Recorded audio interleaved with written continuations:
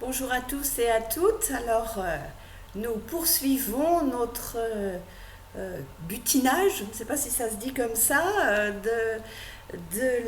du psautier. Et aujourd'hui, c'est un psaume dit des fils de Corée que nous étudierons grâce toujours aux commentaires du Père Vesco et des pasteurs Maillot et Le Lièvre. Et donc, c'est le psaume 87. 86 dans la numérotation catholique, donc ce psaume que je vous invite à lire aujourd'hui, il est très court, je vous laisse le temps de le découvrir. Alors, ce psaume, vous l'aurez certainement repéré, est un hymne à Sion, et on y a parfois vu une collection de débris ramassés sans ordre, et dont la traduction n'est donc pas forcément très aisée. Mais le Père Vesco et les pasteurs Maillot et Le Lièvre s'accordent pour en trouver néanmoins le propos parfaitement clair.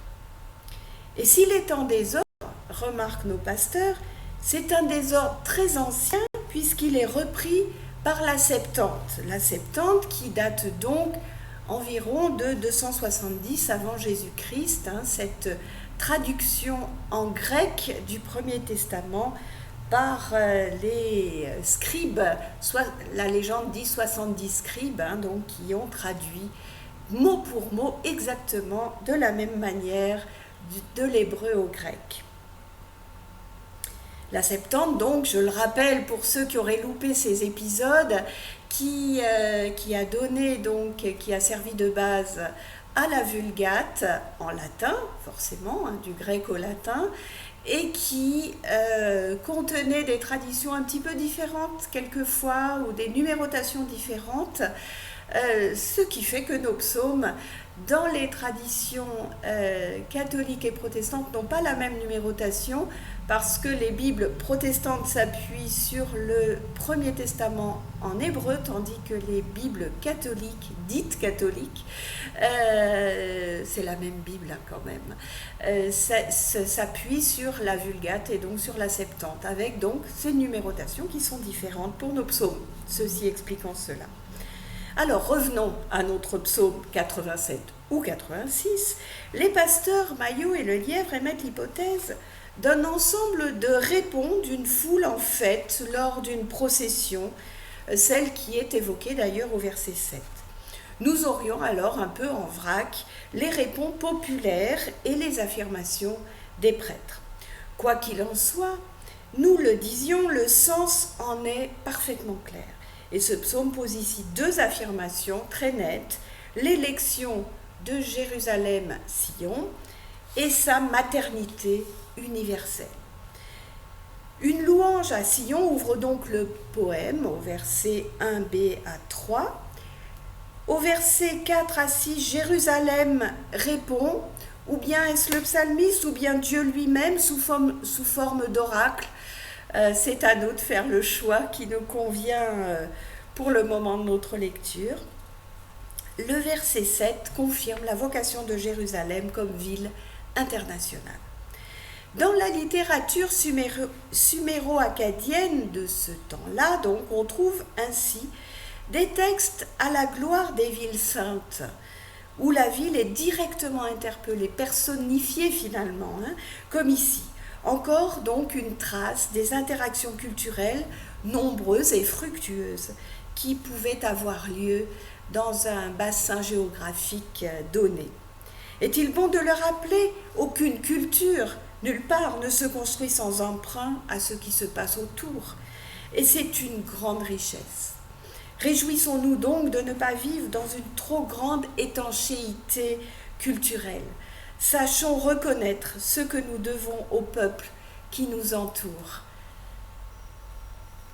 Ce poème se structure en diptyque, un diptyque à double tranche de correspondance, au verset 1 à 4 et verset 5 à 7.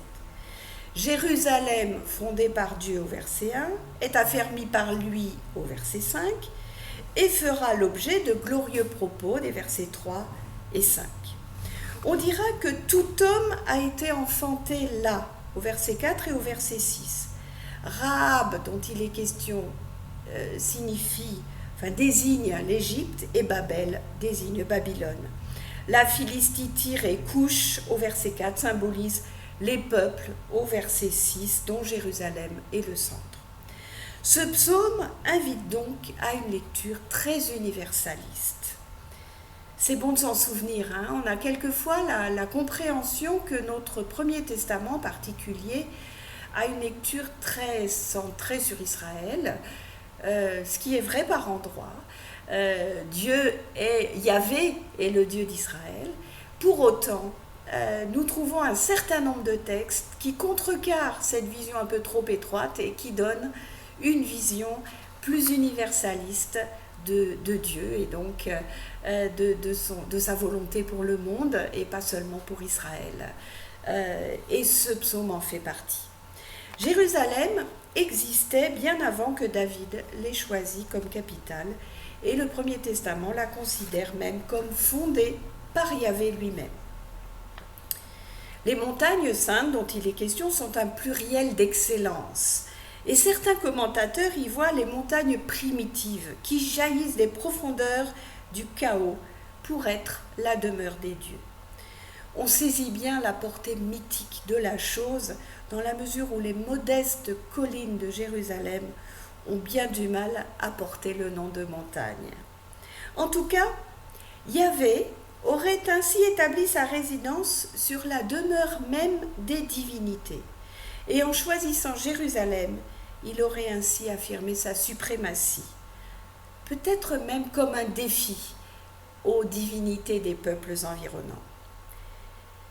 Mais en elle-même, Jérusalem ne serait rien sans le suprême, le Très-Haut qui l'a construite. C'est lui qui en fait véritablement la ville de Dieu. Ainsi, comme le peuple d'Israël ne peut se glorifier de son élection, lui qui est, ainsi que le dit le livre du Deutéronome au chapitre 7, au verset 7, le moindre des peuples, Jérusalem doit tout à son élection. Chanter la gloire de Jérusalem revient donc à chanter Dieu lui-même. Il ne faut pas confondre l'objet et ce qui est derrière, qui est Dieu. Yahvé aime les portes de Sion avec une intensité et une permanence que suggère le temps du verbe qui est au participe présent. Quelque chose comme « il est étant en train de les aimer ». Vous voyez, quelque chose comme ça, à la fois donc présent, mais aussi sur la durée. Les portes de Sion où se traitent les affaires symbolisent en fait la ville tout entière. Quant aux demeures de Jacob, elles évoquent sans doute les autres sanctuaires ailleurs et donc la préférence de Dieu pour Jérusalem. Au verset 4, le Père Vesco a traduit « Je ferai qu'on se souvienne d'eux ». Les pasteurs, Maillot et Lelièvre traduisent « eux, je fais l'appel » ou bien encore en note « je rappelle que » ou encore « je bats le rappel ». Vous voyez, bon, c'est jamais très précis les traductions. Rahab, c'est le monstre marin primordial écrasé par Dieu. On peut penser à Job ou à Ésaïe. Et ici, il symbolise l'Égypte. Babel équivaut, comme souvent, à Babylone. La Philistie et Tyr avaient toutes les deux conspiré contre Israël. Quant à Couche, c'est le symbole des régions lointaines. Donc ce sont en quelque sorte tout cela des ennemis héréditaires. Mais de tous ces pays, il sera fait mémoire comme familiers de Dieu. Et ça, c'est étonnant. Ils sont connus de Dieu et on sait la force de la signification biblique du verbe connaître, qui sous-entend une relation intime. Une relation qui peut même aller jusqu'à signifier une connaissance charnelle. Ici, il s'agit donc de relations et d'appartenance mutuelle. Ces peuples sont donc étonnamment vus comme des familiers, des intimes de Dieu, alors même qu'Israël les voit comme ses ennemis intimes aussi. Ceux qui connaissent Dieu, nous l'avons déjà vu dans d'autres psaumes, ce sont ceux qui se confient en lui, les cœurs droits, sur lesquels Dieu étend son amour et qu'il protège. Et donc, les citoyens de ces différents pays énumérés ici, mais qui symbolisent aussi bien d'autres nations encore, seront comptés, quel que soit leur lieu de naissance, comme enfantés à Sion et inscrits dans le registre qui correspond au livre de la vie. Et ça, c'est valable aussi pour nous aujourd'hui, nous qui sommes nés quelque part, comme le dit la chanson, mais pas forcément à Jérusalem, évidemment. Ils seront, et nous avec, comptés comme nés spirituellement à Jérusalem. Ils seront, et nous avec, citoyens de Jérusalem. Et c'est la connaissance de Dieu qui confère à tous et toutes cette citoyenneté. Jérusalem est donc vue et reconnue par tous et toutes comme la mère spirituelle de tout humain. Pour finir, le verset 7 semble évoquer une procession et de nombreuses fêtes ont pu être envisagées. Une fête commémorant la prise de Jérusalem par David, ou bien une fête précédant l'arrivée des Juifs de la diaspora, ou bien encore une fête qui rassemblerait tous les prosélytes étrangers. Vous savez, ces prosélytes, ce sont ces Israélites de religion, mais non juifs de naissance. On pense que le judaïsme, à certaines époques, a été beaucoup plus prosélyte qu'on ne veut bien le penser, puisque à l'heure actuelle, on pense qu'on est juif de naissance et par sa mère. Donc il faut une mère juive pour pouvoir être considéré comme juif. Ça n'a pas manifestement été le cas dans toutes les époques et partout dans le judaïsme.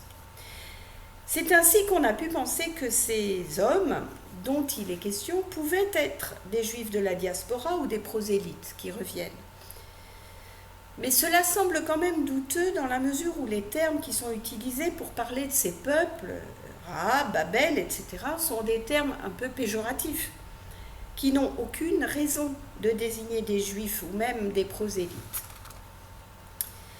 Ainsi donc, ce psaume a véritablement une pensée universaliste étonnante que l'on peut retrouver dans l'Apocalypse, et la Nouvelle Jérusalem vers où tous convergeront. Même si, dans ce cas-là, dans l'Apocalypse, il ne s'agit plus du mont Sion, mais du Golgotha. Voilà donc un psaume bien interpellant, encore une fois, tant sur notre rapport à Israël, dont nous sommes finalement la continuité, la descendance, mais pas uniquement, que sur notre regard sur les autres nations. Le Père Vesco nous rappelle ce que saint Augustin disait de ce psaume, bref par le nombre de versets, mais d'un grand poids par les pensées qu'il renferme. Alors nous pouvons suivre saint Augustin et méditer à nouveau pour notre propre compte ce psaume avec les quelques éléments que je vous ai donnés.